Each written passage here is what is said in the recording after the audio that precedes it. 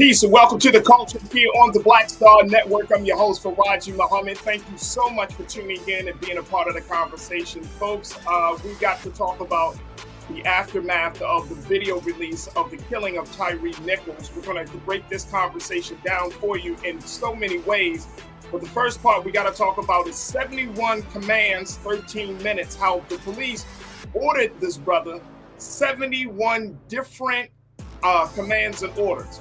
We'll talk a little bit about that. We'll also talk about why it's important for us to have a very real conversation about watching this level of brutality. And I'm asking the question, should we watch?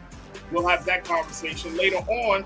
Let's talk about healing in the aftermath of this situation. What does that look like, especially for Black men? And then also later, we're going to be talking about Attorney Ben Crump and the latest developments around his lawsuit against the state of Florida and the governor there. So we got a lot to have a discussion about.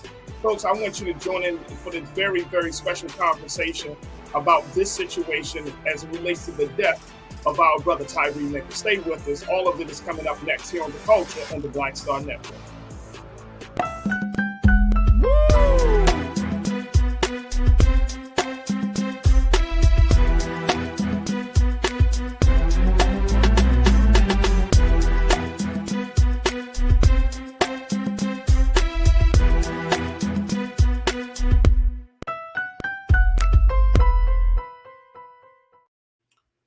Folks, welcome to The Culture here on the Black Star Network. I'm your host, Farajii Muhammad. Thank you so much for tuning in and being a part of the conversation.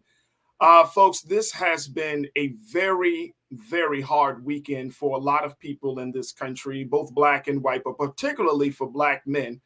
And today we wanted to have a show about the discussion around what we have witnessed and what we are seeing and continue to still experience as it relates to the death of our brother Tyre Nichols. Now, this is the young man that was the 29-year-old man that was beaten to death on January the 7th due to a traffic stop by 5 other black former Memphis police officers.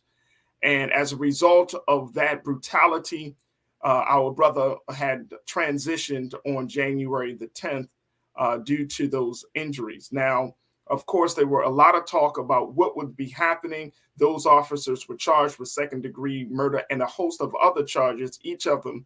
But once that video was released of the brutality of that traffic stop, it turned everything over. Everything changed. And so I wanted to have a conversation. The way we're going to structure this discussion today is that first part of this is that we're going to look at the fact that according to a New York Times analysis of the 13 minutes of that video footage, there were a number of commands that were given to Tyre Nichols in a way that no one could have followed. 71 commands given in 13 minutes, and a lot of them were in contradiction to one another. Commands such put up your hands while the officers held his hand back. Commands such as lay on the ground while the officers had restrained his body from moving. These commands got Tyre Nichols unfortunately killed as a result of him not being able to follow those instructions. So I wanted to talk a little bit about that. The next part of this conversation is around the idea of what my brother, Dr. Jason Nichols, put out as linked fate. And we're going to talk about this phenomenon of linked fate, this phenomenon of watching brutality on screen. And what does that do for us, particularly for those of us in the community, in the Black community? So I'm asking the question, should we watch? And then later, we're going to talk about healing. How do we move forward from such a tragedy? Let's first start with my brother, Dr. Jason Nichols, who serves as a lecturer for the African American Studies Department at the University of Maryland. You see him now on Mondays here on The Culture. And I'm so happy to have my brother and his intelligence joining us for this conversation. Dr. Nichols, thank you so much, brother. How are you this afternoon? I'm doing well. Thank you. Thank you for having me again. Absolutely. Let's talk about these 71 commands that the New York Times put out. And folks, I want y'all to really understand the moment that we're in, because for me, this whole situation, brother Jason, it just got me to my core, bro. It got me to my core. You know, I'm a black man. I can be stopped at any time. I think about, you know, the conversations I need to have with my son, who's a 9-year-old black boy. I mean, it just shakes you up, you know. And you know, it's one thing, you know, I think that for some reason, like it was sort of kind of like this kind of, and I don't know how to describe the space of being in a place where, you know, you're like, okay, white cops are going to treat you this way. The thing about this one is that it was 5 black cops, 5 black men. Now they just announced that they have a 6th man, a 6th police officer who is a white male, who, according to the documents, have been charged. This is former officer Preston. He was just charged or relieved of duty as a result of his involvement in this situation. And apparently, according to the reports, he was the one that pulled Tyre Nichols out of the car that led to him being beaten, him being brutalized. And he also, in that video, made the statement, they need to stomp his ass. Mm-hmm. Yeah, so I mean, this is just a lot, and you know, we're going to be doing some processing here, you know, and you know, and I'm inviting all my online culture crew, y'all join me. You know, this is still very raw, and I'm gonna be super honest. This is still very raw, but you know, as we're doing this show, my hope and prayer, my true hope and prayer is that we can kind of work through this, process this together, and letting this be a safe space for us to do it. So before I even jump in, brother, I got to check in with you. How are you feeling? Because I know this rattles you too. Yeah, I mean, I'm feeling what everybody else is feeling. You know what I mean? I'm feeling what all of the black mothers and sisters and fathers and brothers and black men are feeling around the country. You know what I mean? We all know that this could be us. And we all know that this is part of the system of white supremacy. White supremacy, as I believe I've said on your show, one of the things that there's an author by the name of George Lipsitz. He's a white man. But he writes that white supremacy is the one equal opportunity employer in our society. And what he means by that is it will use anybody, whether they're black, whether they're brown, whether they're yellow, whether they're red, and certainly if they're white, to propagate white supremacy. So we all remember that scene from Boys in the Hood where the cop was like, "Oh, you think you tough?" and right, classic scene. Yeah, another young brother up against the hood, and I can tell you, in my experiences with police, my worst experiences have been with black cops. That's just keeping it real. And I've said this before publicly several times, where, you know, they've tried to paint this narrative, racist white cop, that what that does is allow for us to ignore the systemic issues within policing and make it about one racist guy that we could just pluck out of the system and then we're all good. Or we could just recruit a bunch of black officers without making any systemic changes and then everybody's good. And the interesting thing about this, Farajii, is I was looking up the first black police officers in Memphis. There's actually a documentary about it. And the first black police officers came in 1948 in Memphis, Tennessee. So this is even pre-civil rights. First of all, Memphis schools didn't even desegregate until 1961. So 13 years earlier, they were willing to desegregate their police force and put black cops in there. Because there was lots of violence against black people. Black people were being treated poorly in Memphis. And the black people said, hey, we want somebody from our community to be part of the police force.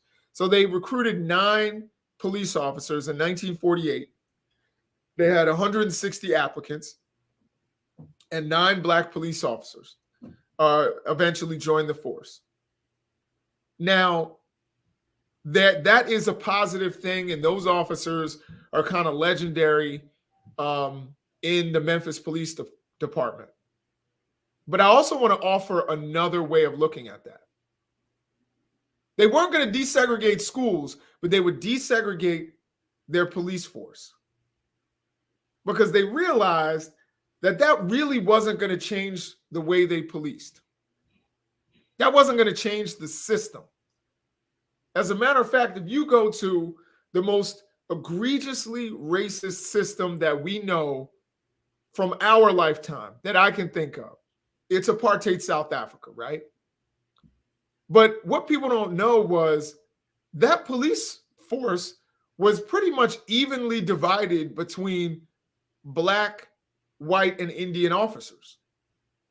So you had Black officers running through Soweto, enforcing the laws of apartheid. There were Black officers doing that.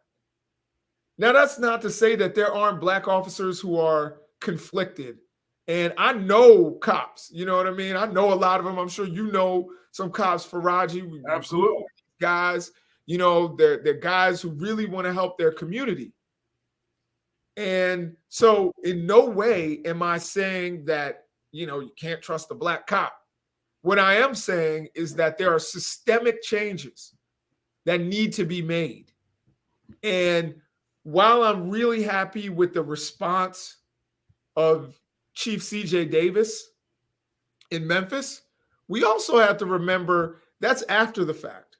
Beforehand, when you had the Scorpion unit, a lot of those guys have been on the force for 2 years. Some have been on for, I think the most of those guys, the longest tenure was 6 years on the force.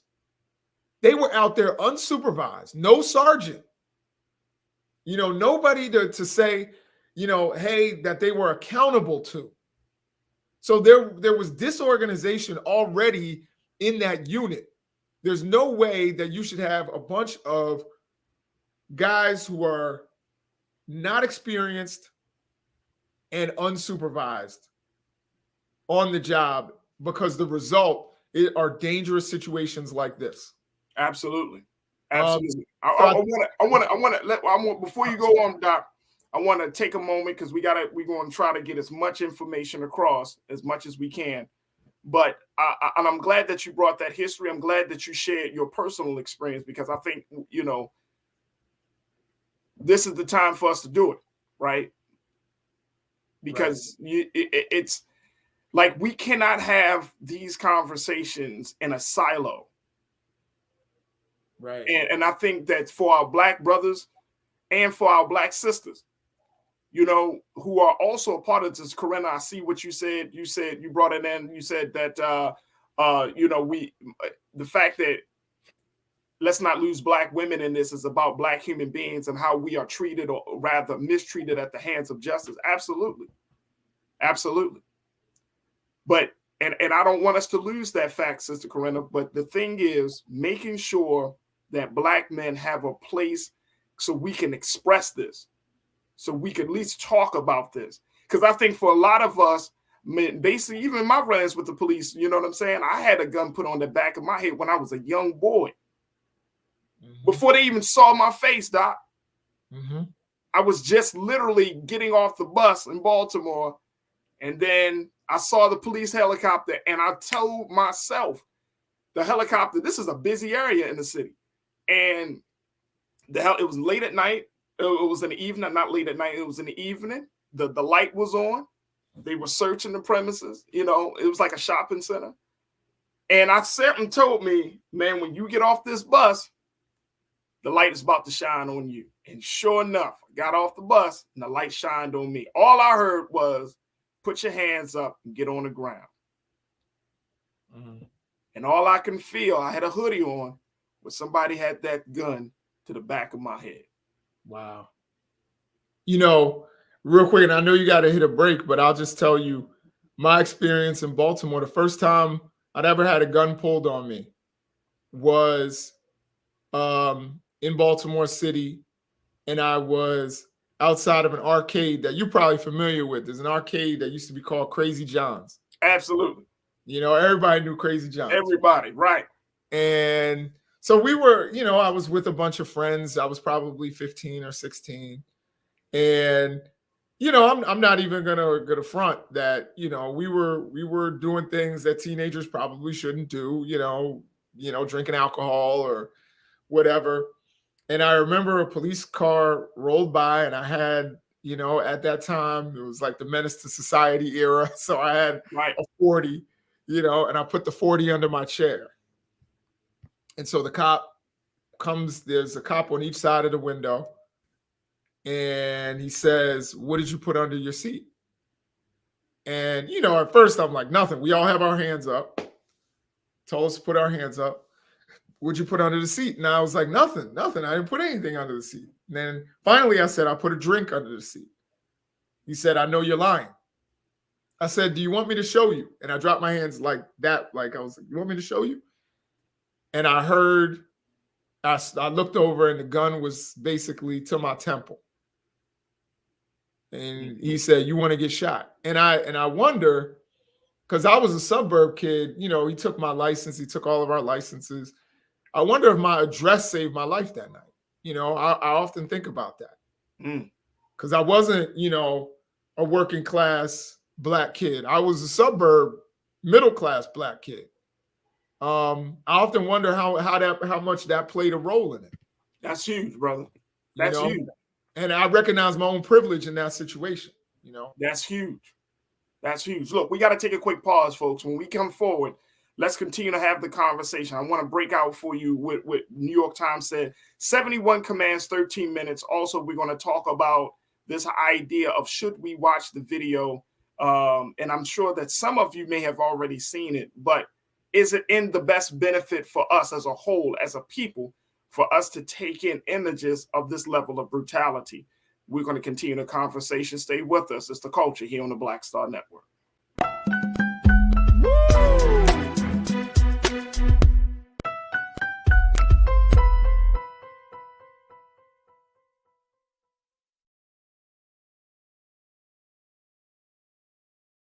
Black Star Network is here. Oh, no punch! I'm real revolutionary right now.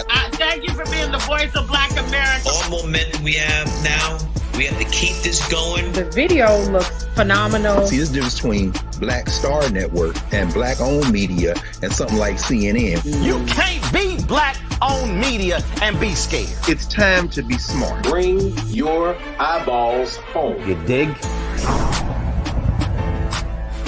When you talk about blackness and what happens in Black culture, we're about covering these things that matter to us, speaking to our issues and concerns. This is a genuine people-powered movement. There's a lot of stuff that we're not getting. You get it, and you spread the word. We wish to plead our own cause.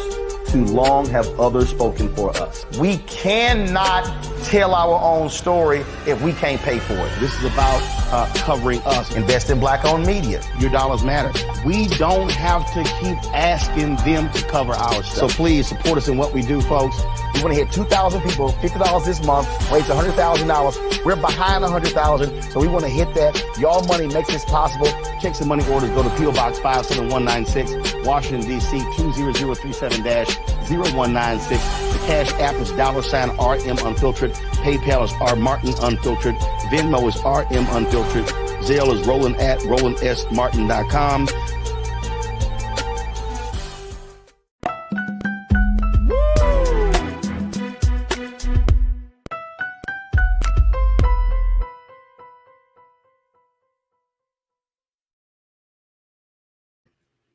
Folks, welcome to The Culture here on the Black Star Network. We've been talking about the latest around the case of Tyre Nichols. This is the young Black man who was beaten to death by five former Memphis police officers. The case that has rocked this whole country this past weekend, the case that has shown what brutality looks like, and even the case that has also shown what self-hatred looks like. This case is just shakes you. It gets to the core of who you are, especially if you are a member of the Black community. We've been talking to my brother, Dr. Jason Nichols from the University of Maryland, kind of getting his analysis. And in a few moments, I want to bring in my other brother, Brother Richard Rowe, who is a man that has been talking about Black male achievement, fatherhood. He's an author. He's an advocate, and he is a part of the Black Mental Health Alliance. And we want to have a conversation about, should we watch this level of brutality? But I wanted to get into very quickly, I wanted to let folks know, we talked about 71 commands in 13 minutes, 71 commands. Here's what the New York Times reported based on their analysis of that 13-minute video of the interaction between Tyre Nichols and those 5 police officers. Take a look at this really quickly, folks. The review of the available footage found that officers shouted at least 71 commands during the approximately 13-minute period before they reported over the radio that Mr. Nichols was officially in custody. The orders were issued at 2 locations, one near Mr. Nichols' vehicle and the other in the area he had fled to, and where he would be severely beaten. The orders were often simultaneous and contradictory. Officers commanded Mr. Nichols to show his hands even as they were holding his hands. They told him to get on the ground, even when he was on the ground, and they ordered him to reposition himself even when they had control of his body. Experts say the actions of the Memphis police officers were an egregious example of a longstanding problem in policing in which officers physically punish civilians for perceived disrespect or disobedience, sometimes called contempt of cop. The practice was notoriously prevalent decades ago. I want to get your take on this, Brother Jason. I'm talking to my brother, Dr. Jason Nichols. What do you make of that? We 71 commands. And you know, if you go further in the New York Times piece, it said, I mean, that one cop told him to put up his hands. The other one told him to put down his hands. I mean, just contradictory commands. Then another cop came onto the scene and told him something else, and he couldn't do it. They pepper sprayed him. They punched him when he was down on the ground. They kicked him in his face. And then they talked about putting his hands behind his back, laying on his body. The man is in pain.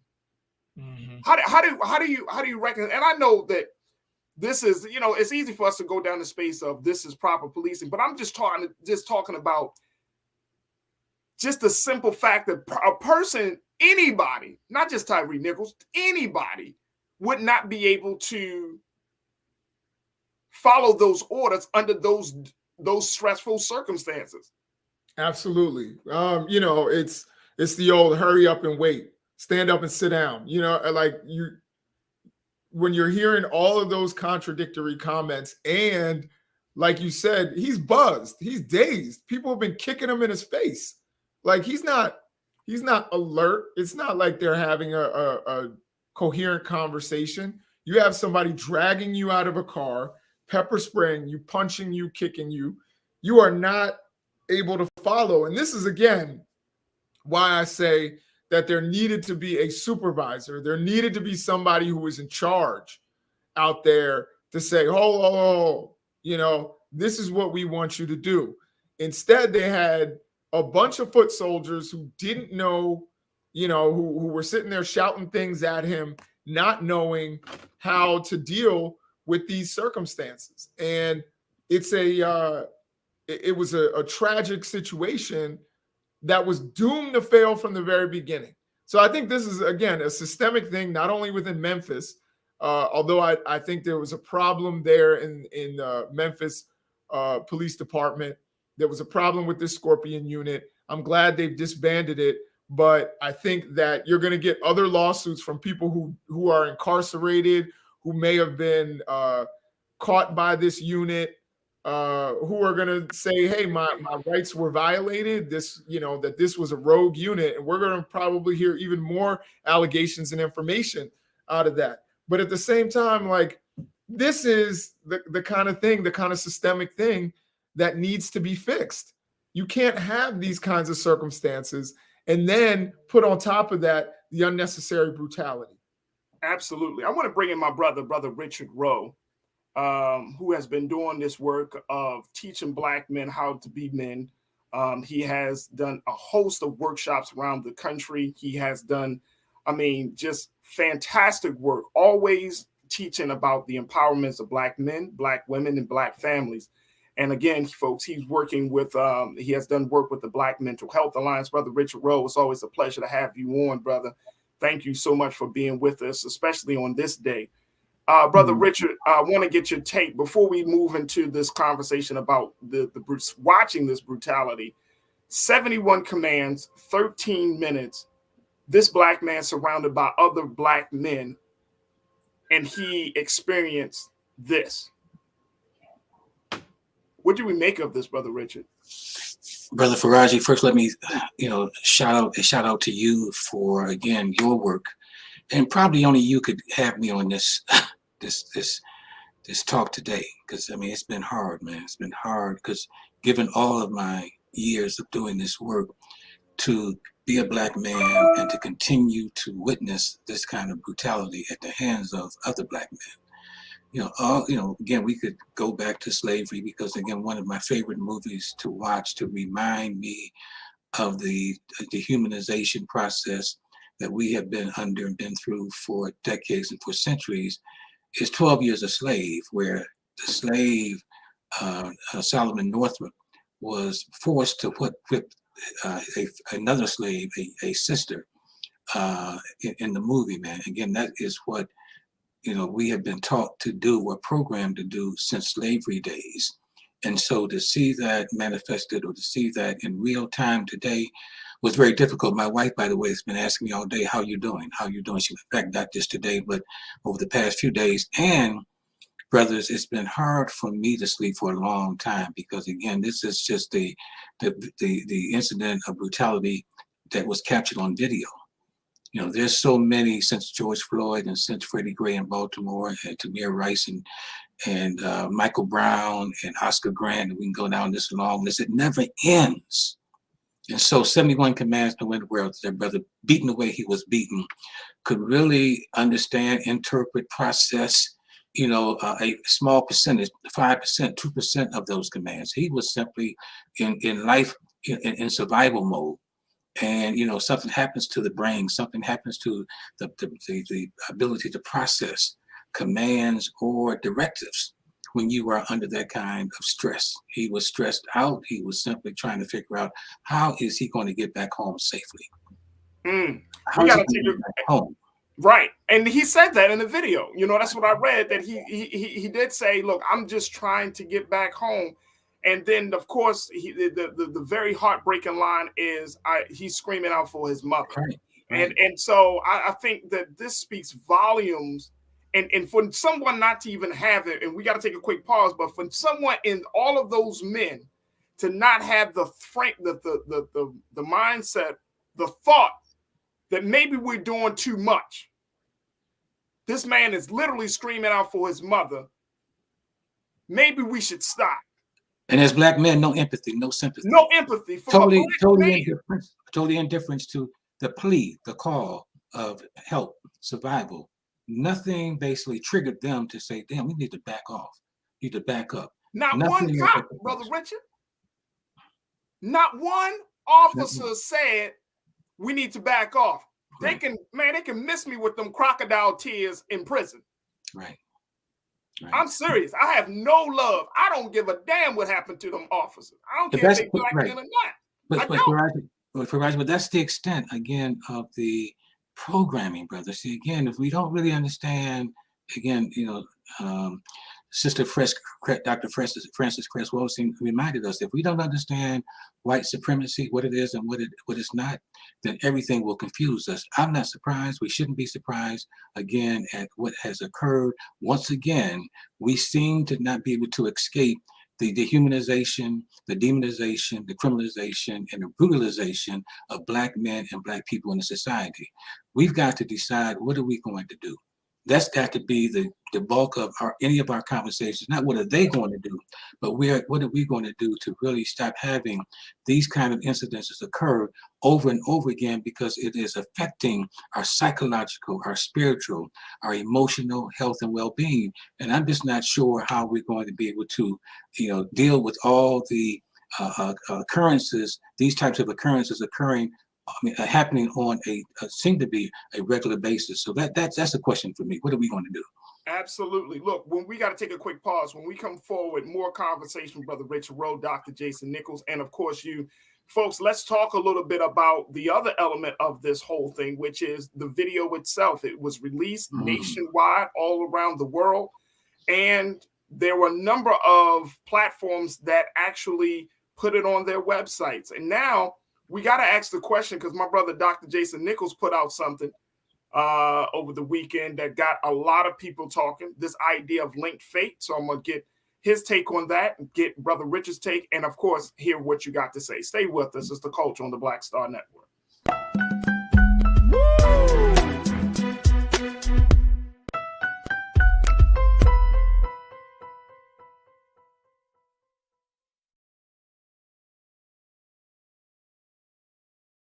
Hatred on the streets, a horrific scene, a white nationalist rally that descended into deadly violence. White people are losing their damn minds.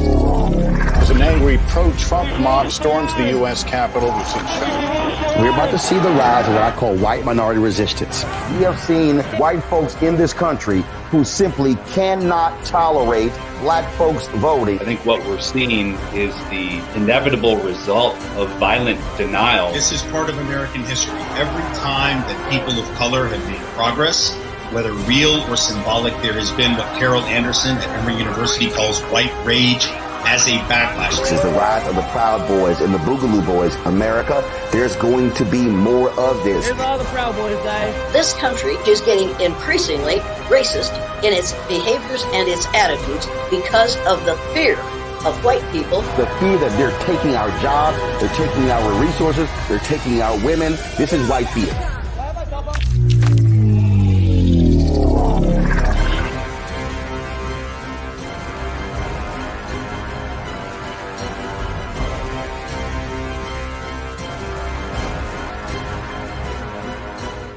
Black Star Network is here.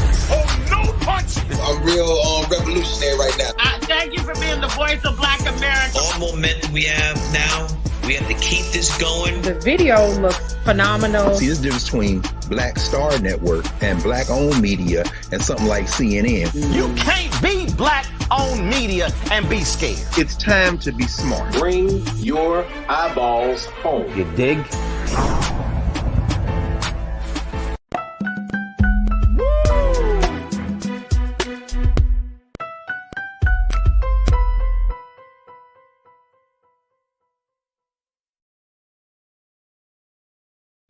Folks, welcome back to the show. We've been talking about, of course, the aftermath of the beating of Tyre Nichols. This is the 29-year-old black man that was beaten by former black police officers in Memphis, Tennessee. And this is the picture of the brother. There is a movement right now, folks, that instead of resharing the video, there are a number of people, and there are a couple of platforms that are deciding to put out pictures of our brother in peace, in joy, and happiness, to let that be the last image of our brother and not him crying for help. So I want us to keep that in mind. And Brother Richard, I've been talking to you, race scholar, advocate, and as he's working with Alliance, my brother, Dr. Jason Nichols. Let's talk a little bit about this idea of watching brutality. Doc, Dr. Jason, you put out this tweet that I saw over the weekend. Then I was like, damn, my brother going to be on the show on Monday. This is perfect. This works out for us to get some insight on this. But you put out this tweet, and if we can pull up this tweet, because we got to ask the question, should we keep watching? Now, this is as it relates to Tyre Nichols, but it might be another case coming up, tomorrow, today, tomorrow. Could be something else. So we should be asking the question, should we watch? You put out this tweet, Brother Jason, about linked fate. And this tweet, and I'm pulling it up right now, you said research shows that black folks suffer PTSD from watching videos of blacks being killed by police. It's a phenomenon called linked fate, where we see ourselves and loved ones in the place of the victim. Be careful watching the Tyre Nichols murder video. Protect your mind. What were you thinking when you put that tweet out, and what has been the feedback that you've gotten since you put it out, brother? Well, I think a lot of people have looked at it, looked at the tweet, that is, and realized, I don't want to watch this. I know what's happened. We already saw, for example, the FBI director, and who, law enforcement guys usually, even if it's, there of course are differences between local police and federal law enforcement, but they generally tend to side with one another.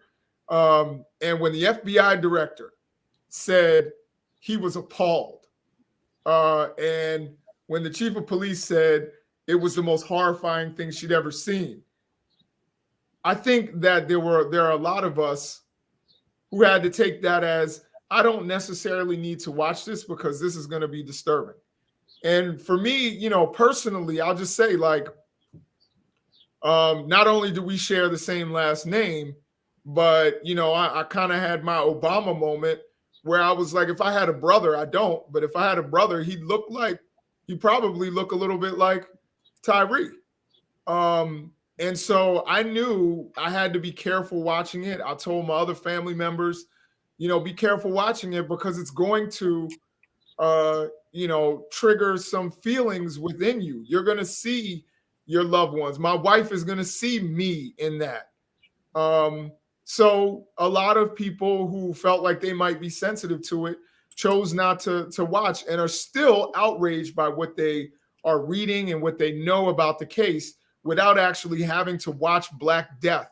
I also think by sharing it, we start to get into basically Black Death porn.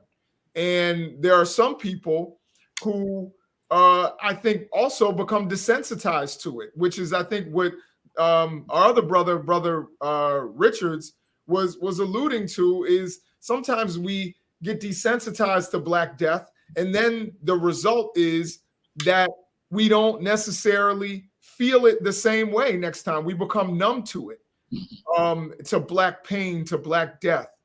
And I think that's a really, really dangerous place for us to be.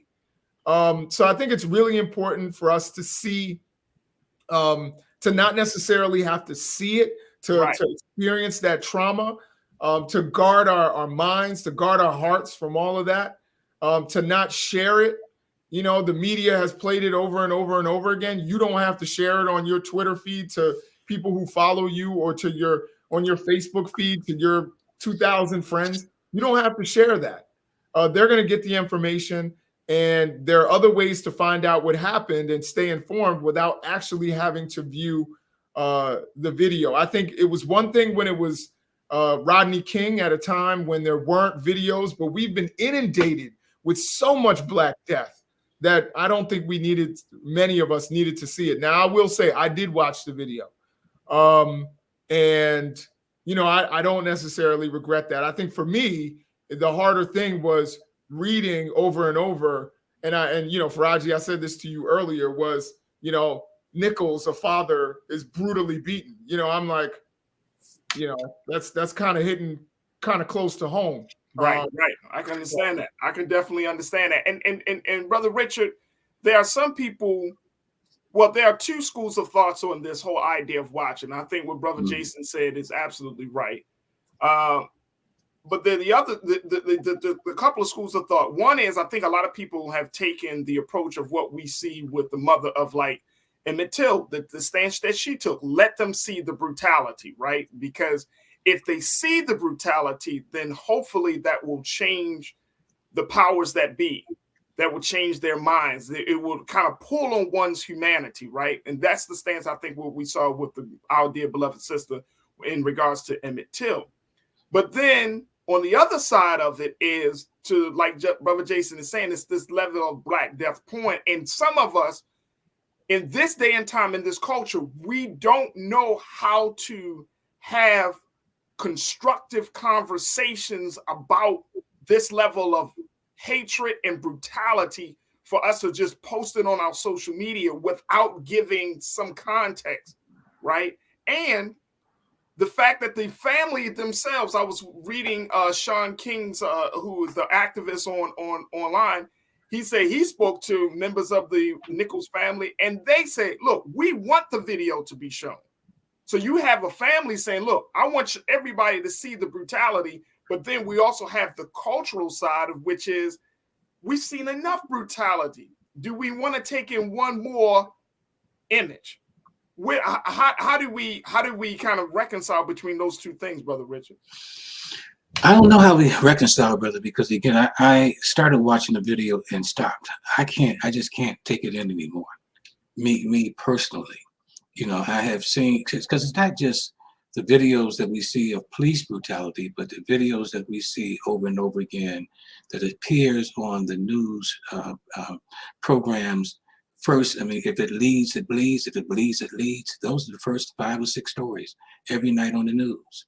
They are popping up on social media platforms. Haven't we seen enough of the brutality against the Black body over these? Now, again, some folks may want that, but there's a quote that says, "The Black pain is America's entertainment." You know, and again, I think, and think about this, brothers, and Brother Nichols, great to be on the platform with you. Think about this, you all.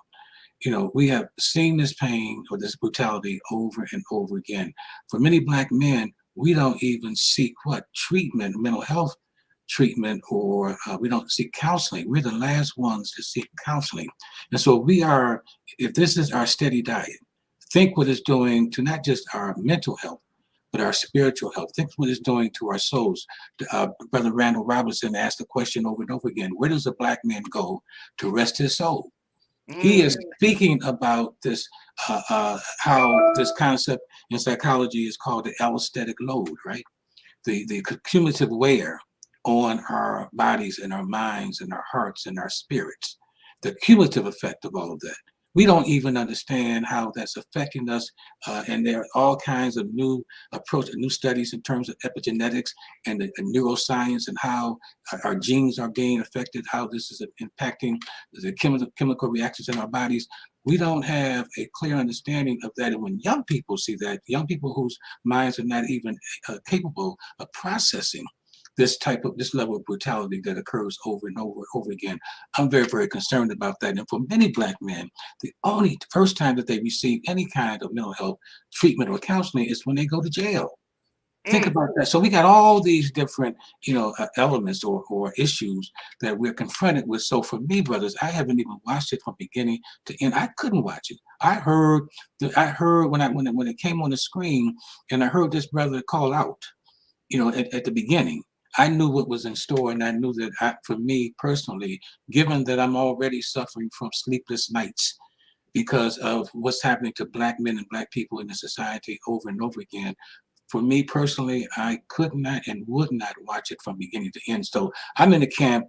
We don't need to watch any more of this, you all. Even if the family, and I know we got to take a quick pause, but even if the family says, "Look, let's put this out there." For me, I mean, I respect the family's decision, but I disagree with us continuing to watch it over and over and over again, because I know what it's doing to our mental and physical health. I know what it's doing to our emotional spirit. I just have a sense that it's tearing on us. It's causing us to have post-traumatic, post-traumatic slavery impact effects and all the other kinds of post-traumatic stress, depression, anxiety, and all those kinds of things that will basically overwhelm us and take us out. And you know what? I couldn't agree with you more, Brother Rich. And here's why. Because I know all of us, especially as men, we're all men in this conversation. I know our sisters are thinking something too. We all think that we're strong enough. Nobody really comes to right. Brother Jason and Brother Richard, we all think that we're strong, that we can handle whatever life throws at us, that we can handle certain things. Like, man, no, I can handle this. I've been through this and I've been through that. And what I found that as I get older, I realize I got limits. I got boundaries. I can't handle what I used to. I can't handle certain things anymore, especially as I'm growing in my evolution of my consciousness. I can't handle certain things anymore. Especially too, Farajii, when we haven't gone through a healing process. See, again, we still believe that we can walk around, we can run through, we can run past healing. I mean, I'm talking about healing that goes deep into our, the soul, healing that allows us to really make it, to get through some of the pain, some of the anger, and all the things that we are constantly bombarded with. So I think that while I respect the family and all of that, I'm just simply saying, for me, there's no way in the world that I watch any more of this stuff, man. There it is. Look, I got to take a quick pause. When we come forward, we're going to continue the conversation about Tyre Nichols, continue the conversation about the impact of the video, and let's talk about community healing. I got another brother. I think this brother is also dynamic. My brother David Miller will be joining us in a few moments, along with Brother Michael Imhotep, as we continue the conversation. Folks, you don't want to miss the next hour. So stay with us. It's The Culture here on the Black Star Network.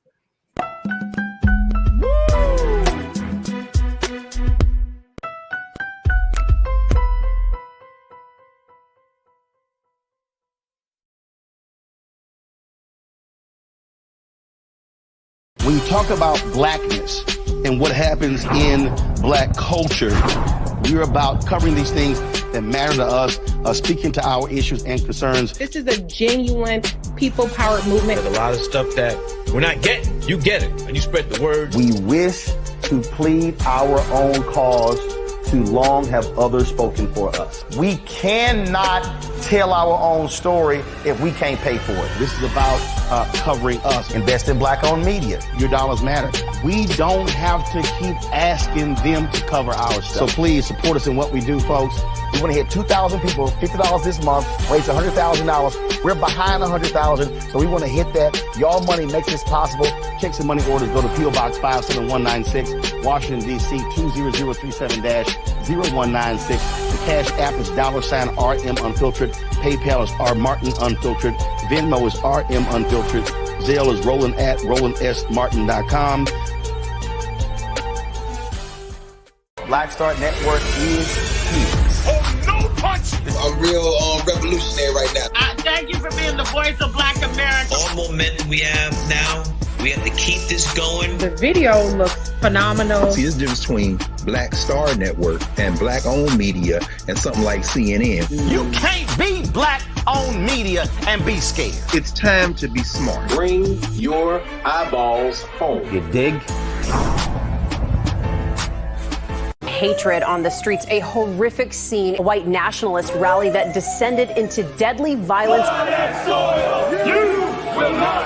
White people are losing their damn minds.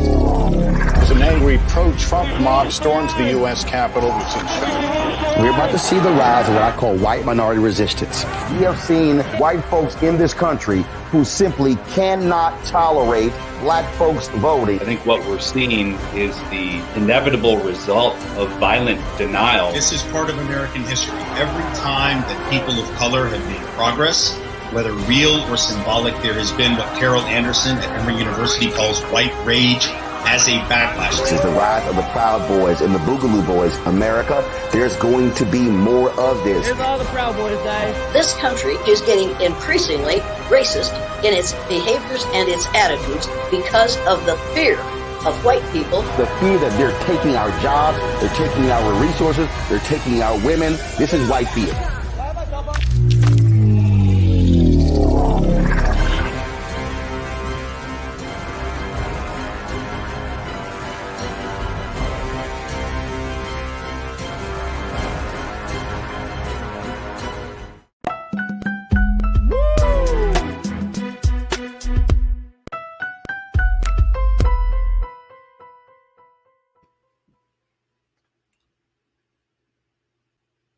Folks, thank you so much for tuning into The Culture here on the Black Star Network. We truly appreciate it. We've been talking about every different elements of this latest case around the beating of Tyre Nichols by those 5 black police officers. I want to just kind of mention something very quickly. And my brother, Dr. Jason Nichols, had to jump off, but we appreciate the doctor for being a part of the conversation. But let me just share this first, and then we'll get into our next set of guests along with Brother Richard Rowe. We got Brother David Miller, as well as Brother Michael Imhotep. that's going to be joining us. But the 5 officers, Tadarius Bean, I want to throw this out there. I'm sure many of you have seen their names or seen their faces at least. These 5 Black police officers, and I want us to be very, very clear of where they stand in the legal space. The 5 officers, Tadarius Bean, Demetrius Haley, Desmond Mills Jr., Emmett Martin III, and Justin Smith were all terminated on January the 18th. They're each facing 7 counts: second-degree murder, aggravated assault, act in concert, 2 counts of aggravated kidnapping, which is 2 counts of aggravated kidnapping, 2 counts of official misconduct, and official oppression. Damn. I've never heard that charge. No. Official oppression. Let me bring my brothers back into the frame. We'll continue to be joined by Brother Richard Rowe, who is a race scholar and an advocate for Black mental health. My brother is Brother David Miller. Brother David, who is an author, he's an educator. He's a creator of a curriculum and program called Dare to be King.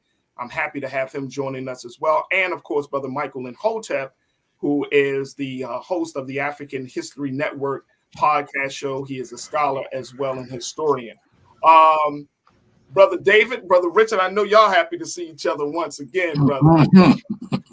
These brothers, I just want to let y'all know, like real talk, like these 2 Black men in particular, Richard and David, have been integral in my growth as a Black man.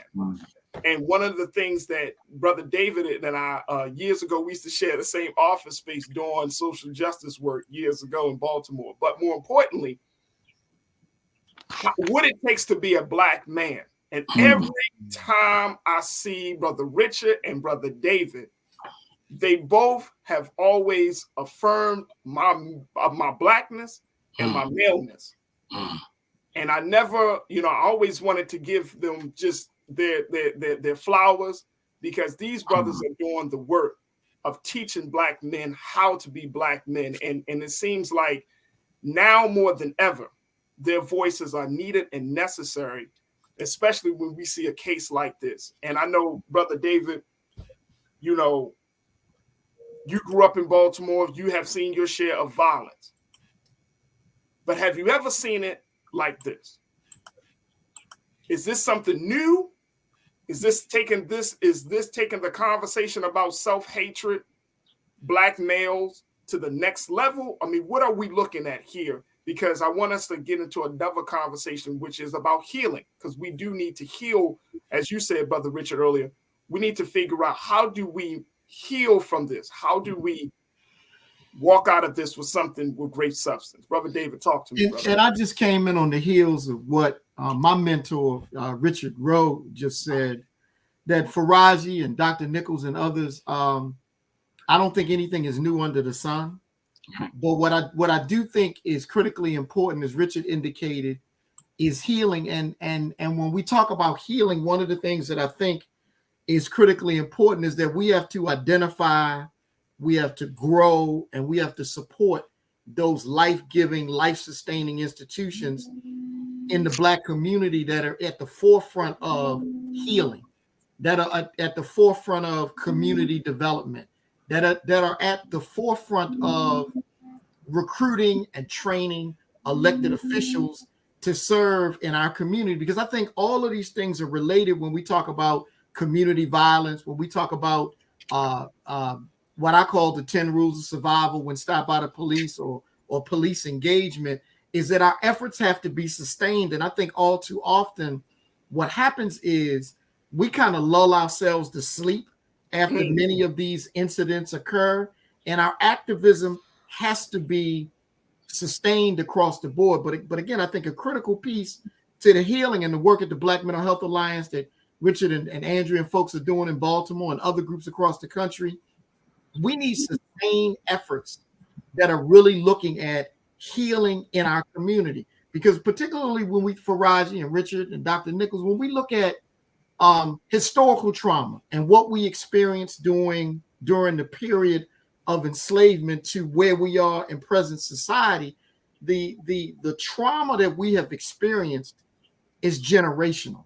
It's historic. And so in order to address historical trauma, once again, we need tried and true, unbossed, unbought Black institutions in our communities, whether they're churches, mosques, nonprofits, mom and pop shops that are focused on healing, that are focused on community development, that are also focused on, and I'm gonna say this because this thing with elected officials is so critically important. Are we recruiting and are we training elected officials to serve as mayors, as city councilmen, as aldermen? Are we grooming Black leadership? Are we grooming Black leadership to be responsible community agents from a political standpoint, or are we more concerned with popularity contests? What college you went to, what sorority or fraternity you belong to, how well known you are in the community versus the deeds and the work ethic and the sweat equity. So this whole thing around politics is also so important. And again, I don't think that we are grooming the kind of leadership that we need to sustain the efforts. That's and you're talking about a multifaceted approach, Brother David, in bringing institutions as well as organizations as well as the community. And I think that is part of the challenge that's facing us right now, Brother Michael, is that if we're trying, like, I think the big challenge is the culture challenge. Like making sure that our people see this as a call to action rather than just another moment. We'd be like, damn, that's messed up what happened to that man. Like getting out of that level of sentiment, moving into a space where we're saying, you know what? Tyre Nichols is going to be the last Black man killed by police. That's a whole different energy, Brother Michael. Talk to me. Absolutely. Thanks for having me, Farajii, and Hotep to everybody. So as I've said many times before, and as the panel has echoed here, we're dealing with politics, okay? And we have to understand that politics is the legal distribution of scarce wealth, power, and resources, and the writing of laws, statutes, ordinances, amendments, and treaties, their adoption, interpretation, and enforcement. So our understanding of politics is directly related to our understanding of history. Unfortunately, one, Americans are very ignorant of history. One, two, African Americans are even more ignorant of history than the average American. So this is why we have to understand. I'm speaking generally speaking now. There are exceptions to the rule. So this is why we have to understand that this has to be more than a moment. It has to be a sustained movement, but it has to be a movement that understands history, law, politics, and economics. Because what we saw after George Floyd, and also after there was a settlement for the George Floyd family, rightfully so, rightfully deserved, and then there was conviction of Derek Chauvin and then other officers involved. Then we saw things die down. Now, I'm not saying people who were at the forefront or people who were out protesting through the summer, I'm not saying they weren't committed, but the sustained fight, the sustained movement to understand what are the next steps. Okay, this is something that was lacking. And then the other thing was there was a lack of commitment from when the George Floyd Justice and Policing Act passed the House of Representatives, all the Republicans voted against the bill. 212 Republicans voted against the bill after they talked about how horrible it was what happened with George Floyd. Now those same Republicans have taken control of the House of Representatives. So it's going to be even harder to get something passed. I think. But do you think that will change though? I mean, isn't this this is sort of like the tipping point to get the movement together. And I've seen so many of my online culture crew, Brother Michaels, that have saying this, Corinna and others who are saying, look, this was the moment that we needed, because now it can give us the momentum that we needed. Do you think that can happen at this point? It can give us the momentum that we needed, but if you make this a Black issue, you're going to lose again. Because what's missing, the missing element from this, and if you watch Representative Jim Jordan, who chairs the Judiciary Committee in the House of Representatives, he's out of Ohio. He was on Meet the Press with this past Saturday on NBC, and he said he doesn't think any laws could be passed that would have stopped what happened happened to Tyre Nichols from happening. And he voted against the George Floyd Justice and Policing Act. What's missing is that each year there are more white people. Each year there are more white people killed by police in America than African Americans. Are we disproportionately killed by police? Yes, but if you make this just a black issue, you're going to lose, especially when you go to the Senate. The Senate is 95% white. There's only 2.5 black people in the entire U.S. Senate, and I say half because Senator Tim Scott, Black Tea Party Republican for South Carolina, half the time he doesn't act like he's black, and he's the one who blocked the George Floyd Justice Policing Act in the Senate. Hey, Brother Michael, but here's the only pushback that I would have to that, and I know we got a moment before we take another pause, but I want to throw this out there. You made this point. You're saying that actually white people are brutalized more than no. Listen to what I'm saying. That if you go to Fatal Force is the most comprehensive database of police killings in the country. It's from the Washington Post. I look at it every year. Not only does it detail what happened, it also details whether there was body cam footage, cell phone footage. Right. Where is the body cam footage and cell phone footage of white people who are shot and killed by police, especially unjustly, because they have the video. That's the point I was making, big brother. That's exactly the direction I was going to go. That we don't see this level of brutality splashed on websites for white victims. And this is why. Read the article, one of my favorite articles that I use in my lectures, thinkprogress.org, March 2015, how news outlets convince you that most criminals are black. And what they do, and I'll post the link here, you can bring it up. What it does, it was a nationwide study of local news outlets, NBC, ABC, CBS, and Fox, local news affiliates. And it documented how they disproportionately covered stories that had African Americans as the perpetrators as the perpetrators of crimes in the story, but it was disproportionate to our arrest rate. So we may have been arrested, made up 51% of arrests, but we made up 75% or 70% of the stories dealing with crimes. So what it does is it creates this false narrative.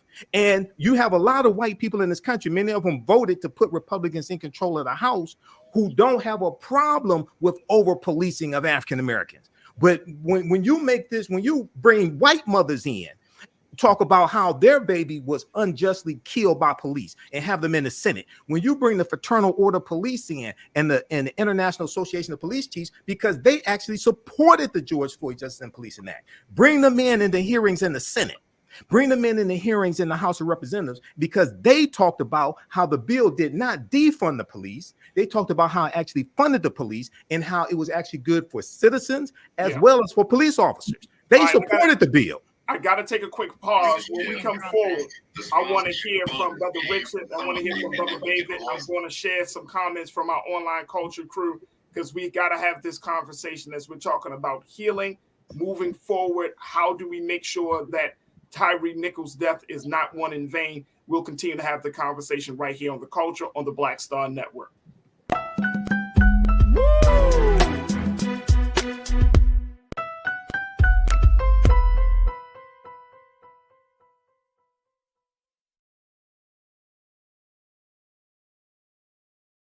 Folks, Black Star Network is here. I'm real revolutionary right now. Support this man, Black Media. He makes sure that our stories are told. Thank you for being the voice of Black America, Roland. Hey, Black, I love y'all. All momentum we have now, we have to keep this going. The video looks phenomenal. See, there's a difference between Black Star Network and black-owned media and something like CNN. You can't be black-owned media and be scared. It's time to be smart. Bring your eyeballs home. You dig? Pull up a chair. Take your seat. The Black Tape. With me, Dr. Greg Carr, here on the Black Star Network. Every week, we'll take a deeper dive into the world we're living in. Join the conversation only on the Black Star Network. Hi, I'm Dr. Jackie Hood Martin, and I have a question for you. Ever feel as if your life is teetering and the weight and pressure of the world is consistently on your shoulders? Well, let me tell you, living a balanced life isn't easy. Join me each Tuesday on Black Star Network for a Balanced Life with Dr. Jackie.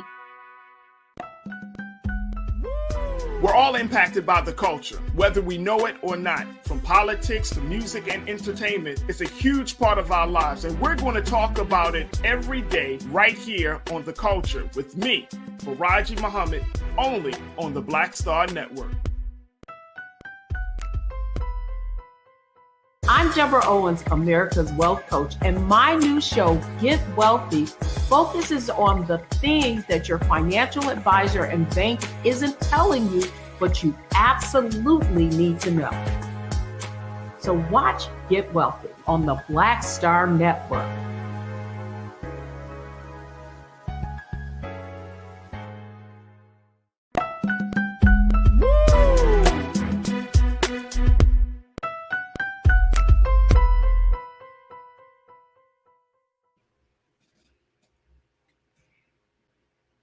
Folks, welcome back to the show. We've been talking about the case of Tyre Nichols and the aftermath of the release of the video of the 5 police officers that were seen, or 6 police officers, that were seen on video brutalizing our brother, and just having a very vibrant conversation with 3 brothers, dynamic brothers. We are joined by Brother Richard Rowe, who is a race scholar. He's an advocate for Black Mental Health Alliance. We're also joined by David Miller, who is an author, and he is the founder and creator of the Dare to Be King curriculum. And we also have our brother Michael Imhotep, who is host of the African History Network podcast show. Folks, we're going to get to your call, get to as many, try to get to some comments. But Brother Richard, going back to what Brother Michael had said about this level of political engagement, right? This George Floyd Justice for Policing Act, this has been certainly something that came out after George Floyd was murdered. But I still feel like, Brother Richard and Brother David, I want to get your take on this as well. I still feel like we're not seeing the level of push around this bill, which is actually a good start.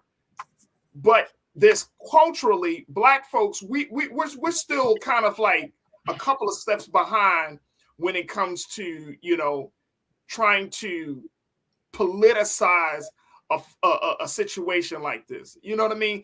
Culturally. Mm-hmm.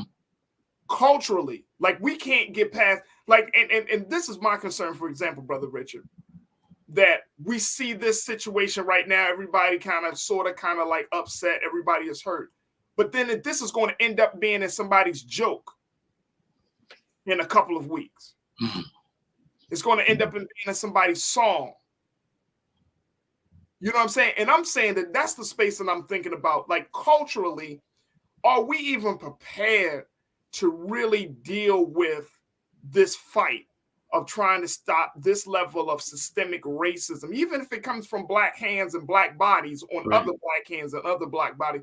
Are we really mentally prepared and ready for this? Because I just don't feel like we have undergone so much stress as a people in this country, especially over the past 5 years, Mm-hmm. that I don't know if we actually have if we are mentally and emotionally prepared to take on this fight. Am I wrong in thinking that? I don't think so. I'll let my esteemed brother David Miller and Michael respond to that as well. But I don't think we have the psychological fortitude to really take on too much more, because we haven't healed. And we don't want to really talk a lot about healing, because, again, it seems to be, tangential, or tends not to be as critical, and gets the kind of optics, that, in the street protests and all of those things, albeit important. And what Brother Mike was talking about, critical, because if we're not hitting this with a 4-pronged attack on systems, budgets, policies, and practices, it's not going to really change or move the needle on what we're seeing in the streets and what's happening to young Black men. If we're not attacking systems, policies, budgets, and practices in a real sustained way, then it's going to be very, very difficult to move the needle. And so while we are trying to get all of that together, my hope and what's happening on my end at the Black Mental Health Alliance and my work with David and others is how do we really, expand and increase, our efforts around healing. And healing has to start with self, but it also has to start in your home. What should most of us be doing right now? In fact, there should be a place where we can go and get real quiet, calm ourselves down, because otherwise, this is going to increase, our anger, our anxiety, our stress, lead to depression, leads to suicide ideation, suicide completion. All those things are going to occur if we keep going down this path of avoiding something that's so important as healing. And healing you have to have a regimen, a daily regimen, a weekly regimen, a monthly regimen around healing. You have to have healing circles. David and I have been involved with healing circles for men. There's got to be more of those circles for men to come in a safe place and to share their feelings and their thoughts around what they see, what they feel, and what the response should be. So for me, while all the conversation around the George Floyd Act and all these other kinds of policies that we've seen cropping up in states across the country, I think that has to go on, but there has to be as much energy and time focus on our healing than there is on the other things that basically occur outside of the healing process. Brother David, what's your take on that? Brother Richard says psychological fortitude. That sticks out in my mind, and I'm in full agreement. I feel like we assume that everybody is fully healed and ready to go to work to push political agendas, to push economic agendas. And I always ask people, wait a minute, did anybody ask us, are we okay? Like, you know what I'm saying? Like we can't just go through no moment like this and then act like, hey, man, I mean, I know we want a call to action, but we haven't grieved like fully yet. And so we're not okay, Farajii. And I think it's okay to admit, as a father of three, I'm not okay. So I think that's critically important that we acknowledge. But then I go back to, we got to identify those tried and tested and true organizations that are providing a framework for healing. If you go to church and they haven't been talking about this issue, then you need to figure out another church. If they're not talking about it and figuring out ways to support the larger community, then you're in the wrong church, mosque, or synagogue. But one of the things that I want to uplift, and Richard mentioned it briefly, is the parents. I mean, I think that's also a missing component to all of these discussions. What do you say to your children when they jump on their phones? Because we are urging people not to watch the video, but in this 24-hour news cycle, laced with all of these different social media platforms. And when I was growing up, Richard, you only maybe had 3 channels on TV. Right. Now you got 600 channels. That the children are going to see this. The children saw white boy with his knee on George Floyd's neck. So part of the work that we're doing is around creating talking points and opportunities for families to begin to have these conversations. Because your children are in the car and you drive by a police officer and they are afraid. And so that's another institution. When we talk about the Black family, what are we doing with the Black family? What are we doing with parents to help them have these conversations with their children? And Farajii, that might even be another show. No, and I'm so happy that you brought that up, because that's exactly, I think, where we need to have the conversation. I mean, we as adults, as adult Black men, we've taken a lot of hits, but now I'm concerned about what is the conversation supposed to look like. And I know you've done this, Brother Rich has done this. I'm sure, Brother Michael, you've been a part of these conversations of having, quote unquote, the talk with young Black males. At this point, Brother David, what should the talk be? How should we have it? When should we have it? So and again, Farajii, that's a lightning rod for controversy in terms of when should we have this talk. and what should be the substance or the content related to the talk. I mean, I created this thing called the 10 Rules of Survival. It stopped by the police, then went viral a couple of years ago, not as the definitive solution, but at least providing parents and folks in schools and in other people who do youth work with some talking points to at least begin to have this conversation. And so I see that, I know you got to come up on a break really quickly, right. But there are some things that there are some talking points that are critically important for parents. And if we have time after the break, I can mention some. Oh, absolutely. Absolutely. We're going to give you the time that you need because this is the information that is key to our survival. Folks, we want to continue the conversation. I got a dope panel with me of Black men who know what they're dealing with, who understands the issues, and most importantly, are going to do their part to save lives. Stay with me, folks. The conversation continues right here on The Culture on the Black Star Network.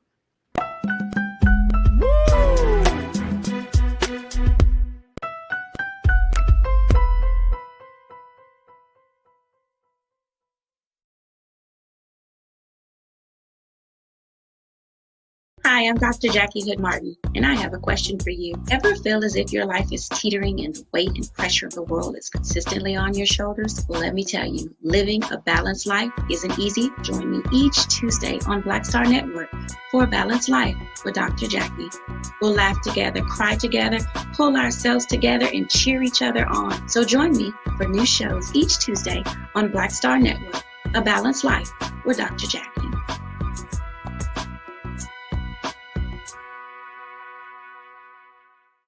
Black Star Network is here. Oh, no punch! I'm real revolutionary right now. Thank you for being the voice of Black America. All momentum we have now, we have to keep this going. The video looks phenomenal. See, there's a difference between Black Star Network and Black-owned media and something like CNN. You can't be Black-owned media and be scared. It's time to be smart. Bring your eyeballs home. You dig?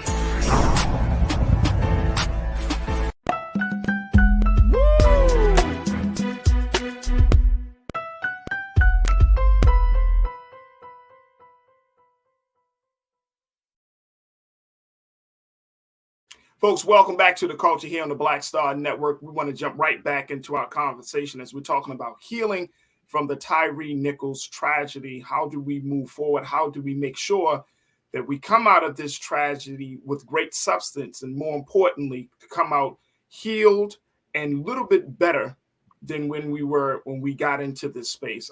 Brother David, I want to give you a chance to talk to us about this idea of the talk, because that has come up in the conversation for my online culture crew that are saying that, you know, a lot of people, of course, we got sons, we got daughters, we got nieces and nephews, and this situation has heightened that conversation. So yeah. How do we have the talk where you're talking to Black men and Black women about young Black men and young Black women about their interactions with the police?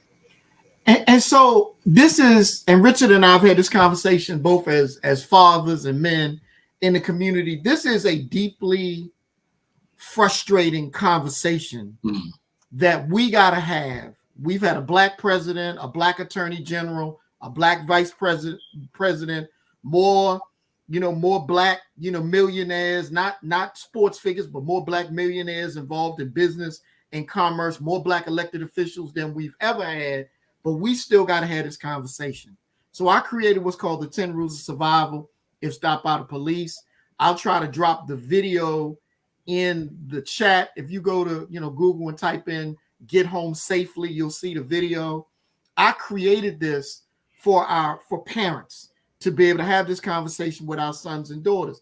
And again, in these 10 rules of survival that we advocate, you talk to your children about, we're not saying that if you execute these 10 rules that there's no way that you're going to be killed or beaten by the police, but it's at least it's a way to begin to have the discussion.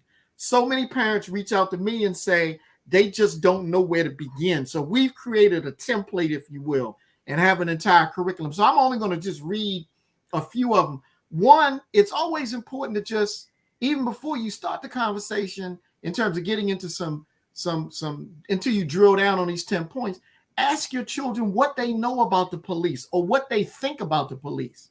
Allow them in their own words or their own language to share with you what they think about the police. Ask them what they have seen on video, on television, or social media about the police, because then you begin to gain a perspective of what your 8-year-old or your 9-year-old or your 11-year-old or your 17-year-old has ingested as it relates to, mass media and social media. So that's always a good way to have a conversation. Have a conversation over a meal. Children like to eat. Make it kind of non-threatening, right?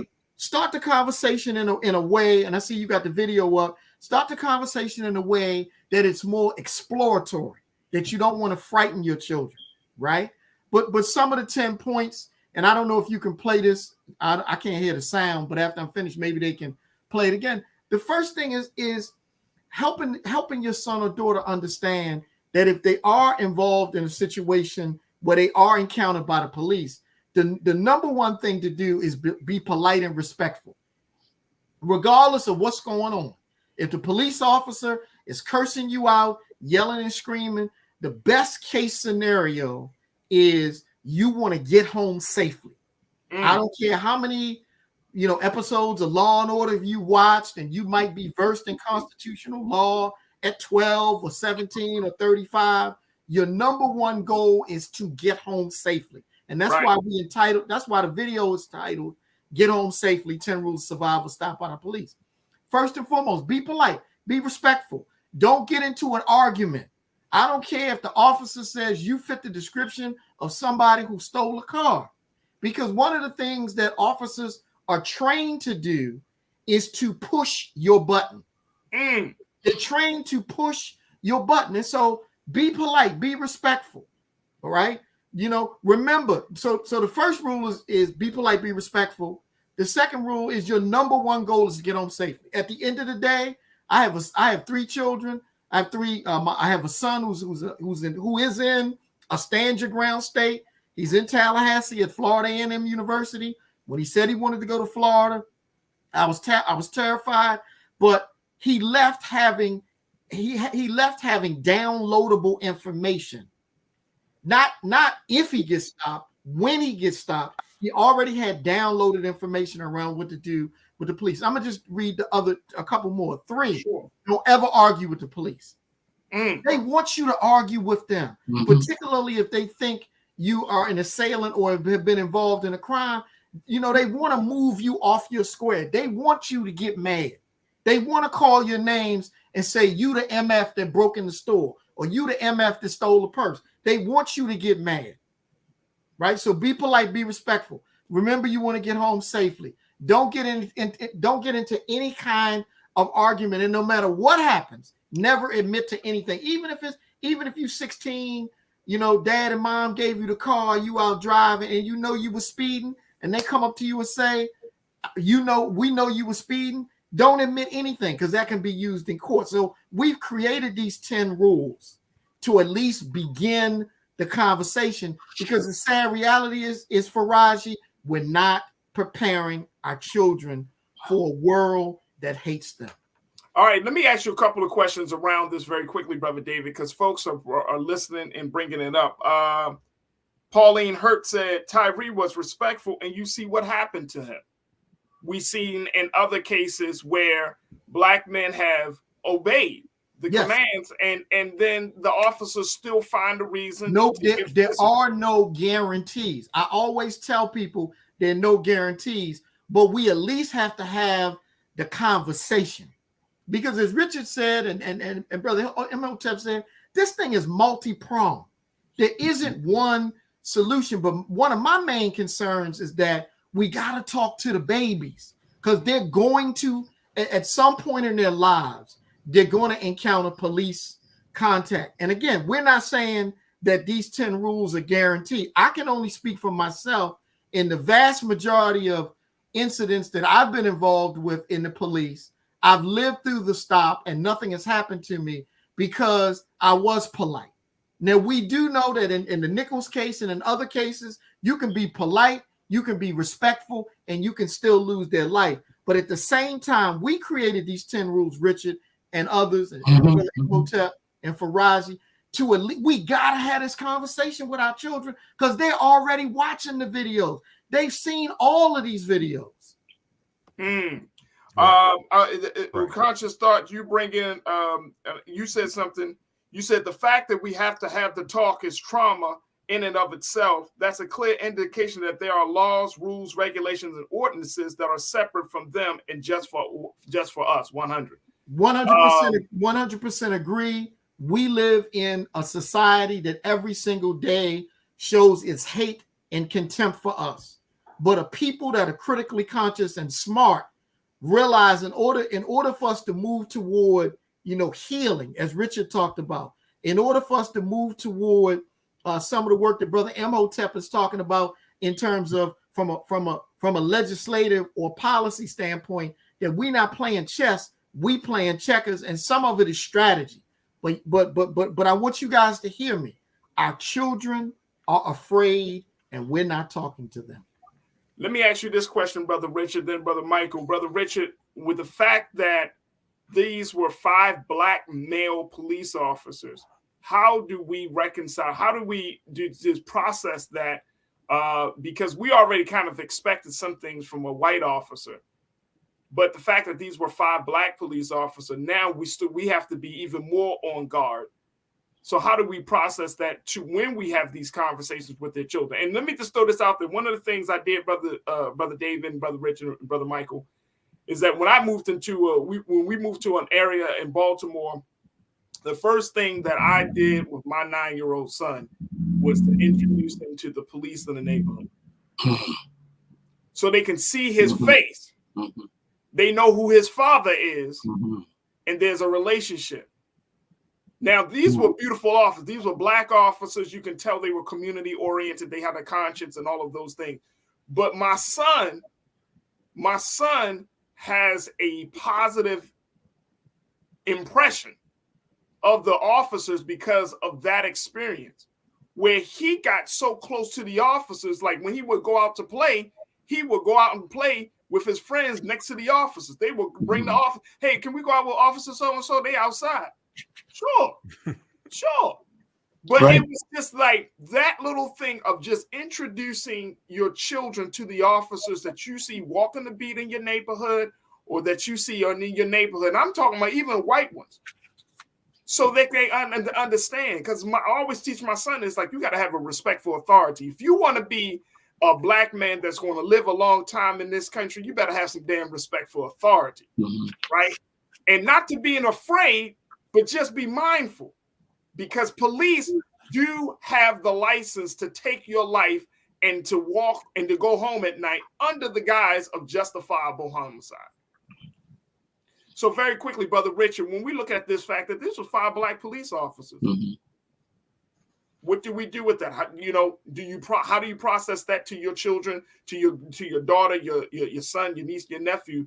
Now they got to feel a certain way when the black officer. Before we kind of felt like, oh, okay, we know there's some black officers out there that were crazy. Right. Blow that out the water. Right, and it's sad to have to really explain that to our children, to process why black folk are killing and hurting other black folks, given our history, because that should be off the table. We should not be having that conversation about why we are hurting. But in the movie, and David knows I always recommend this movie for us to watch. The movies that starred Denzel Washington, played as a psychiatrist, and Antoine Fisher. He gave Antoine Fisher 2 books in that movie. One was The Slave Community. So we got to talk to our children. What is the effects of slavery on our psychology? It is possible within that system, a dehumanizing system for the victims and for the oppressed to assume and to take on the role, to take on the same kind of characteristics as the oppressor. So we've got to have that conversation, got to break it down, but simply say that in this society, in a society that was built on white supremacy and inferiorization and superiorization, that it's possible for even those that are oppressed can become just as brutal against their own as those who are the oppressor. That's going to take some talking, some conversation. It's going to take some critical analysis in terms of why this occurs. But he gave him 2 books. He gave him that book, The Slave Community by James Blasingame. And he also gave him the book, The Philosophy and Opinions of Marcus Garvey. So he was trying to explain the phenomenon of a policeman or others oppressed people, oppressors doing harm to oppressed people.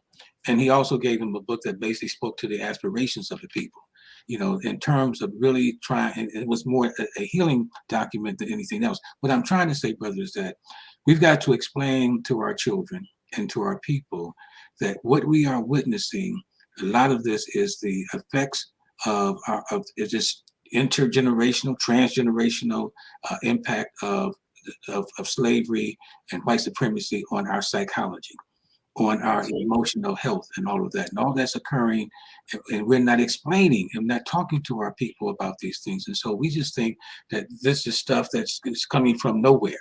It's coming from a place that basically has been programmed and has been institutionalized. This system, we say the police department, the policemen may be Black, but they have adopted what? A culture of blue. It's a blue culture. They believe that they're part of the blue codes. Don't snitch on each other. Don't tell on each other. Don't basically intervene when you see this brutality, this brutality and attack on other people, Black folks in particular. They basically stood by or participated in that. That's a phenomenon, or that's a situation that you've got to explain to your children so they understand what's really going on here. So in that brief kind of summation of the slave community and the other things that I've mentioned, that too could be another entire show, but that I'll leave it there. Brother Richard, I truly appreciate you and the great work that you're doing. The Black Mental Health Alliance, folks, make sure y'all go to the website, blackmentalhealth.com, blackmentalhealth.com. This is where you can find work about the Black Mental Health Alliance, the great work that Brother Richard and many other Black men and women are doing. Brother Richard, thank you so much. Brother David, how can folks find the information about their interactions with police? You can go to our website, daretobeking.net, and it's spelled out exactly as it sounds, daretobeking.net. There it is. Brother David Miller, author, father, just all around good brother, but he is an advocate and has started a number of works relating to Black male survival, teaching children about literacy and a whole lot of things. Make sure y'all check him out at daretobeking.net. Thank you, Brother David. Brother Richard, we truly appreciate you. Appreciate you, Farajii. Thank you, brother. Absolutely. Keep up the great work, Brother Imhotep. Oh, thanks. Thanks, yes, brother. Sir. Yes, sir. You Absolutely. too. Keep up the great work as well. Absolutely. All right, folks, we're going to take a quick pause. When we come forward, we're going to continue our conversation with Brother Michael Imhotep, and you stay with us. It's The Culture here on the Black Star Network.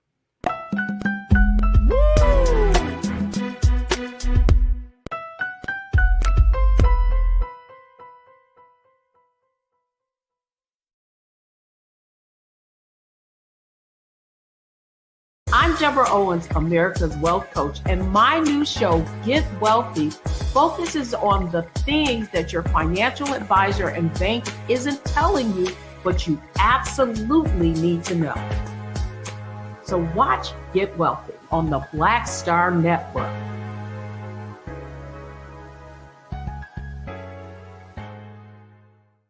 Black Star Network is here. Oh, no punch! I'm real revolutionary right now.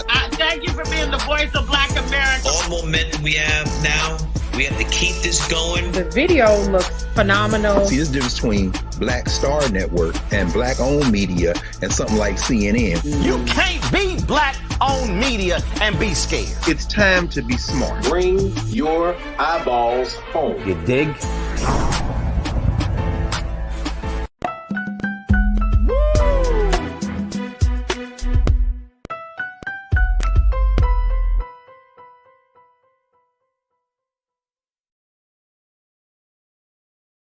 All right, folks, welcome back to The Culture. Want to have our, we're going to certainly keep our eyes on the situation with Tyre Nichols and of course, the trial of these 5 former Memphis, Tennessee police officers. 6 now, maybe the 6th. And I'm going to bring Brother Michael back into the frame here because Brother Michael, I think a lot of people are going to keep their eyes open on what happens next with the trial. What's going to happen with this sixth officer, this white officer that was involved in this case? Right. You know, Preston Hempfield. Yes, Preston Hempfield, and you know, again, my hope is that this doesn't get kind of swept under the rug. Like this becomes a big moment right now, and then 1 week later we're kind of on to something else. But you know, we're seeing something, and I wanted to get your take on what's happening in Florida with Attorney Ben Crump, because even though they're not the same, they are the same, because there's an all-out attack on blackness in this country that we all should understand. Talk to us about what you're seeing, Brother Michael, as it relates to Ben Crump's situation, his latest lawsuit against the governor of Florida, the state of Florida, as it relates to these AP African American courses. What do you foresee coming out of that, and how do you think that is going to impact the fight on the police brutality side? Well, what we see here is we see youth engaged, because you have three African American plaintiffs. They are three high school students in Florida, and you have Attorney Benjamin Crump. Now, there's an article from NBC News, and I talked about this briefly on the African History Network show last night, and I just posted the link here in the chat, so if your control room can bring it up, that'd be good. Famed civil rights lawyer Benjamin Crump warns DeSantis he might sue over Florida's rejection of AP African American Studies course. So we have to understand the law to understand how to use the law to our advantage. And if we say that white people or the system, if they use the law to trap us, then we need to understand the law better than they understand the law, so we know where all the booby traps are, or the pitfalls are, and we don't fall into those traps, and we understand how to disarm them of that weapon and use it against them. So Benjamin Crump was joined by three AP Honors high school students at an announcement in Tallahassee, Florida. This was on January 25th. That was Wednesday, January 25th. Benjamin Crump said, "We're here to give notice to Governor DeSantis that he does not negotiate with the College Board to allow AP African American Studies to be taught in the classroom across the state of Florida, that these three young people will be the lead plaintiffs in a historic lawsuit." Now, one of those plaintiffs is African-American high school student, African-American male high school student, brilliant brother. He was interviewed by Joanne Reed on the Readout last week. People need to check that out. Go to msnbc.com and check out that interview. Now, Benjamin Crump was joined by several Florida state legislators, and the Florida education officials did not specify exactly what the we talked about this last week, Farajii. They expressed 6 areas of concern. Okay. Yeah. 6 areas of concern out of 100. Out of 100 topics, they came up with 6 areas of concern. Now, I think they may have some success with this lawsuit, and we have to realize that we have to fight back. We can't just lay down and complain. We have to fight back, because now the other thing is that the College Board has already said that this is the pilot framework for the course, and they tweak the course, based upon feedback. They tweaked the course. Now, the final framework is coming out first week in February. It should be February 1st. The final framework is coming out. So we'll see what it looks like. But we have to understand, we have to have these legal champions who will take up the cause and fight when you have bullies like Governor Ron DeSantis, but also the Florida Department of Education. So, hopefully they're successful in this legal fight. In the other thing is that there should be a huge galvanizing of support in the community, but also with corporate America, corporations who have relationships with the Florida Department of Education as well. Where are they in these issues? Because African Americans spend dollars with these corporations, They make billions of dollars off of us each year. So where are they when it comes to this? This is the same issue with the John Lewis Voting Rights Act. There was around June 2021, I think it was. I could pull up the article. There were 150 corporations, Pepsi, other corporations, who signed on to a letter supporting the John Lewis Voting Rights Act. But then all of a sudden they got amnesia and laryngitis. Because the bill passed the House of Representatives in August 2021 by a vote of 219 to 211, and all the Republicans voted against the bill. And then the bill died in the Senate. All the Republicans in the Senate, all 50 of them in the Senate at the time, voted against the John Lewis Voting Rights Act. Okay, Manchin and Sinema voted for the bill. They just didn't vote to change the filibuster. But all 50 Republicans voted against changing the filibuster as well. So we have to understand how to leverage the power and tools that we have. What's missing from the whole conversation are targeted, sustained economic withdrawal strategies, which is what Dr. King was talking about April 3rd, 1968, the day before he was assassinated. When he told African Americans in Memphis, Tennessee, boycott Wonder Bread, Hart's Bread, Coca-Cola, and Seal Test Milk because of their discriminatory hiring practices. He talked about supporting African-American owned insurance companies, African-American owned banks, supporting our own businesses as well. And he talked about redistributing the pain through targeted, sustained economic withdrawal strategies. A lot of this conversation dealing with voting rights and the John Lewis Voting Rights Act is also connected to the George Floyd Justice and Policing Act. And in both of those, largely, especially from your major civil rights organizations, what was missing was dealing with sustained economic withdrawal strategies, targeting 3 or 4 or 5 top corporations and having nationwide economic boycotts against them, like Jesse Jackson did against Coca-Cola. I think it was 1981. He had a successful national economic boycott against Coca-Cola. The way he did Rainbow Push should be like a blueprint for understanding how to engage with corporations. And you know what, Brother Michael, we got a couple of moments left, but I think what you're saying is absolutely necessary, and it helps us to give the strategy. And that's why I said, even though these are two separate issues of police brutality and what we're seeing with these AP courses, Ben Crump is the family's attorney for Tyre Nichols' family. Right. Yeah, he's one of the family attorneys. Yes. He's one of the family attorneys. Mm-hmm.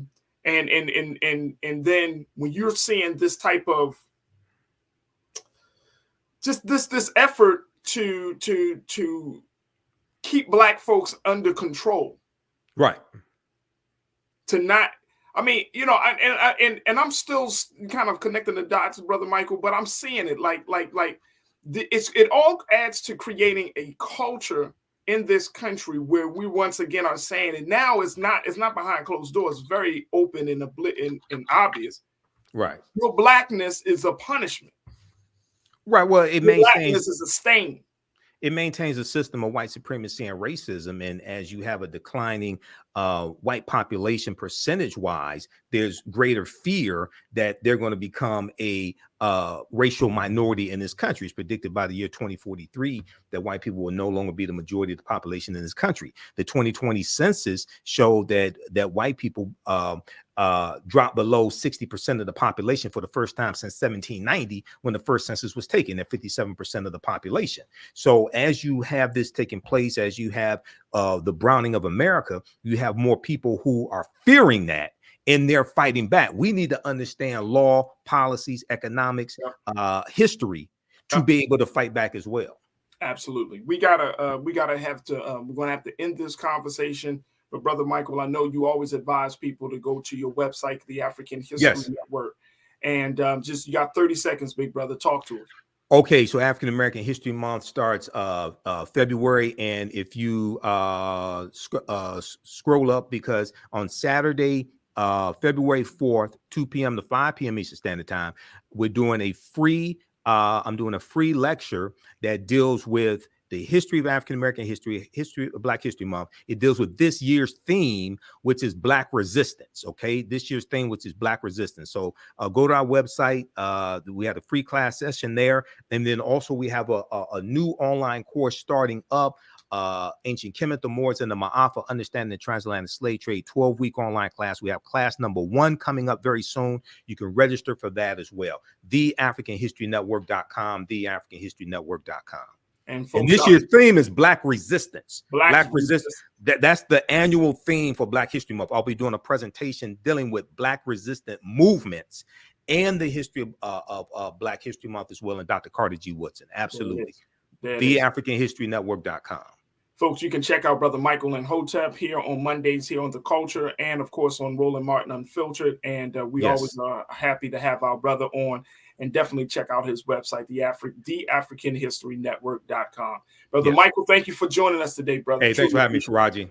Absolutely. All right, folks, that's going to do it for me. I thank each and every one of you. I want to thank my very fantastic guests. I want to thank Brother Richard Rowe from the Black Mental Health Alliance, Brother David Miller for the Dare to Be King curriculum, and my other brother, Dr. Jason Nichols. Folks, if you want to continue this conversation, make sure you go to our website at blackstarnetwork.com. Make sure you download the app on all of your devices. And most importantly, continue to support us as we are having these conversations during these moments, during this time in our country.